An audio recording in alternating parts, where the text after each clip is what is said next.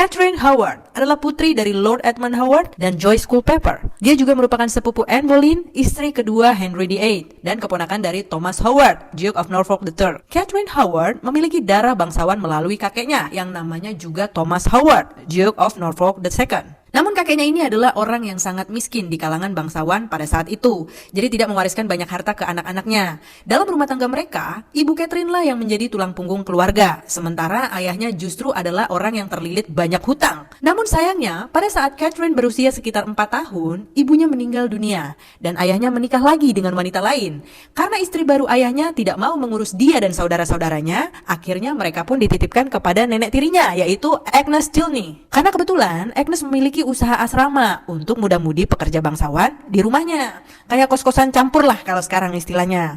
Namun Agnes cukup bertanggung jawab kepada Catherine dalam perihal pendidikan.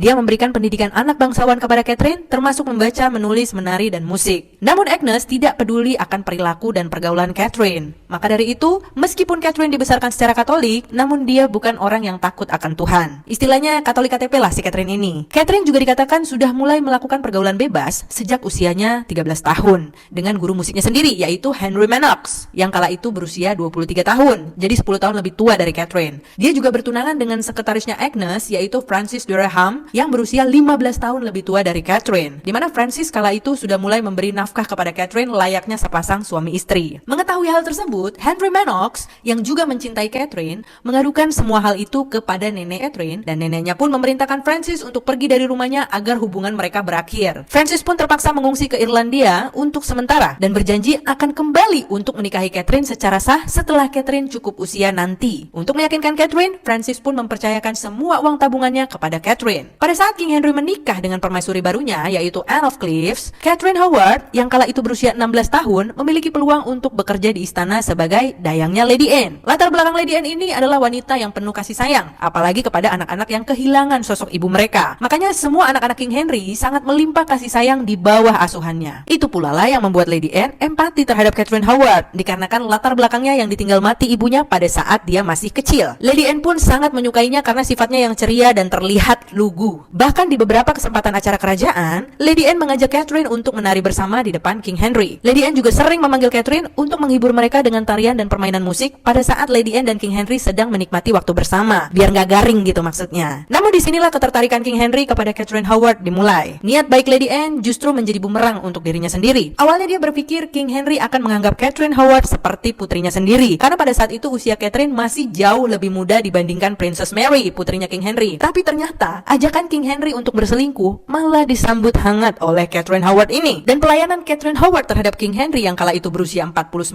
tahun membuat King Henry merasa kembali muda. Sejak saat itulah King Henry memutuskan untuk memindahkan Lady Anne dari istananya ke Hampshire pada tanggal 24 Juni 1540 dengan alasan untuk melindungi Lady Anne dari wabah penyakit. Padahal tujuan sebenarnya adalah agar King Henry lebih leluasa bercinta dengan Catherine Howard. Kabar tersebut pun sampai ke telinga Lady Anne. Namun Lady Anne tidak terlalu menanggapi, karena yang dia inginkan hanya kebahagiaan King Henry. Dia masih berpikir positif, mungkin King Henry hanya ingin bersenang-senang saat ini. Setelah itu akan kembali lagi kepadanya. Puncaknya pada tanggal 6 Juli 1540, Lady Anne diberitahukan oleh utusan istana bahwa King Henry memutuskan untuk membatalkan pernikahan mereka. Disinilah Lady Anne pun baru tersadar dan menangis sejadi-jadinya hingga dia tidak sanggup berbicara lagi untuk memberikan jawaban.